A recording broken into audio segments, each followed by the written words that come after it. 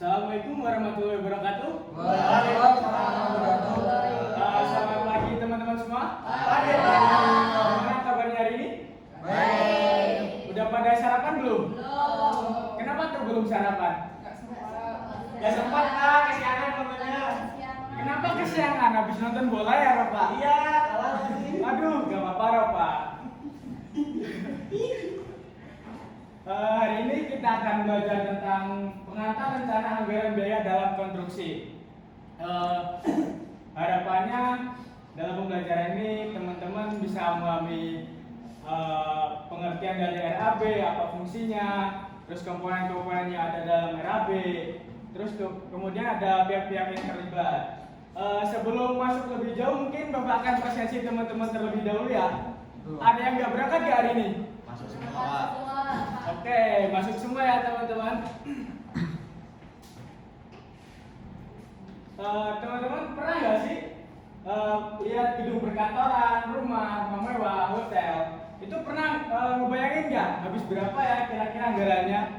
Pernah. Terus pernah kepikiran juga nggak kalau bangun gedung seperti ini, kalau nggak direncanakan apa yang terjadi? Ada yang tahu? Boros. Oke, betul, boros. Ada lagi? Proyek gagal pak. Mereka mangkrak. Oke, tidak tepat waktu, mangkrak itu betul semua ya teman-teman.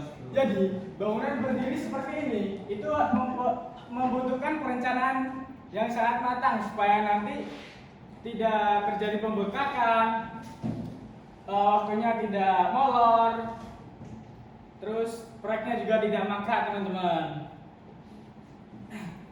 Jadi apa sih pengertian RAB itu? RAB itu adalah perhitungan terperinci dari seluruh biaya yang dibutuhkan untuk melaksanakan suatu pekerjaan dari proyek konstruksi mulai dari awal sampai akhir. Terus apa sih fungsinya itu?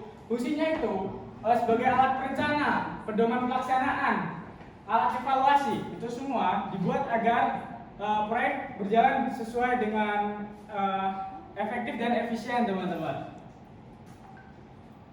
Kemudian, apa saja sih komponennya dalam RAB itu? Yang pertama itu ada uraian pekerjaan.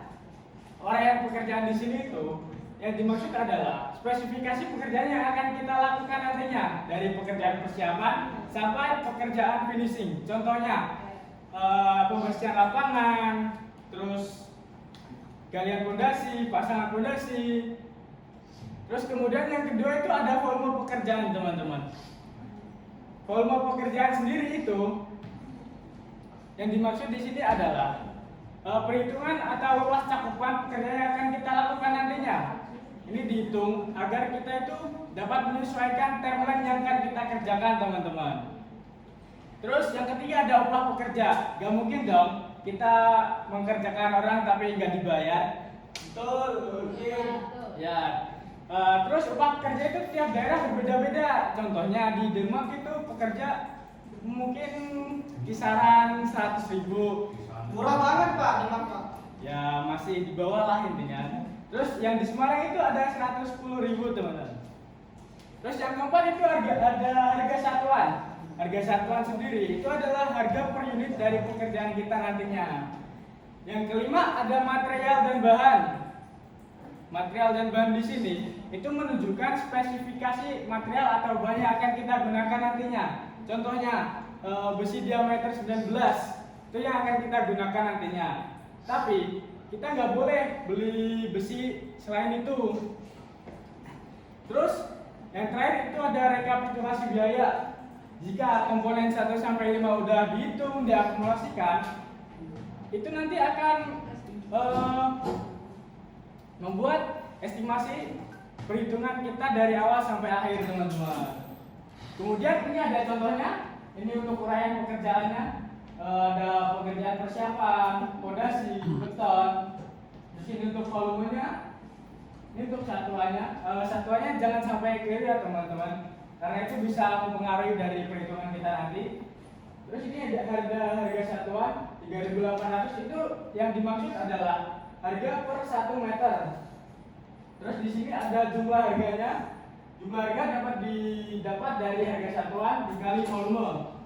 Terus di sini tuh ada total keseluruhan atau rekapitulasi biaya ini tadi teman-teman. Kemudian pihak mana saja sih yang terlibat dalam proyek konstruksi? Yang pertama itu ada owner. Owner itu bisa dikatakan pemilik proyek. Owner di sini bisa dari perorangan, dari organisasi ataupun instansi. Kemudian yang kedua ada konsultan atau perencana. Di sini itu pihak yang bertugas membuat perencanaan dari proyek yang dimiliki owner tadi. Perencanaan di sini bisa dari drafter, estimator, dan lain. Kemudian ada pengawas. Pengawas itu bertugas untuk mengawasi jalannya proyek agar nantinya proyek itu berjalan sesuai dengan yang diinginkan oleh owner, agar tidak molor dan tidak terjadi kekeliruan. Yang keempat ada kontraktor atau pelaksana. Di sini adalah pihak yang mengerjakan proyek tersebut. Kemudian yang terakhir ada subkontraktor. Ini adalah pihak yang bekerja di bawah kontraktor untuk mengerjakan sesuatu hal fisik tertentu. Contohnya pemasangan listrik, pekerjaan plumbing, dan finishing. Oke, sampai di sini ada yang ditanyakan nggak? Belum ada, Pak. Belum ada ya. Jadi mungkin saya aja yang tanya ya. Oke, Mas Abdul, apa sih pengertian RAB itu?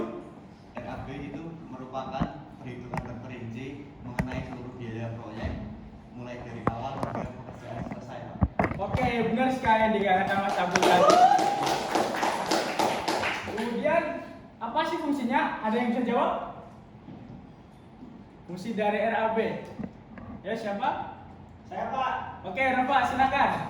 Fungsinya itu adalah sebagai alat perencanaan atau pedoman pelaksanaan untuk kemudian mengendalikan alur keuangan ataupun alur pekerjaannya, Pak. Mungkin seperti itu. Oke, benar sekali yang dikatakan Rafa. Oke, mungkin sampai sini ada yang berani nggak buat kesimpulan dari pembelajaran kita hari ini? Ada yang bisa maju? Nggak ada?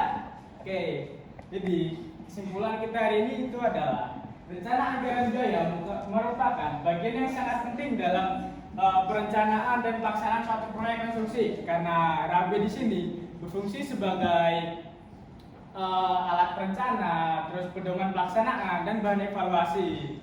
Kemudian RAB di sini itu dikerjakan harus dengan teliti supaya nanti proyeknya dapat berjalan dengan efektif dan efisien.